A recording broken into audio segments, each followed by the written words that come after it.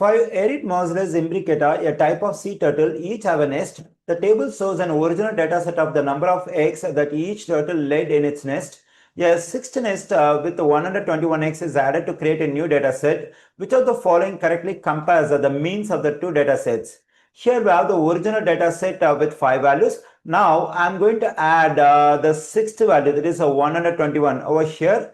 Now a new data set is created with 6 values over here.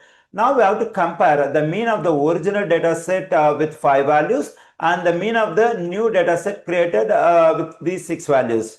When I consider the values in the original data, these 5 values, all the 5 values are greater than the newly added value 121. Since all the 5 values in the original data are greater than the new value 121, so the mean of the original data set with these 5 values is greater than the mean of the new data set with these 6 values. So we have this information in answer choice A. That is, the mean of the original data set is greater than the mean of the new data set. The correct answer choice for this question is A.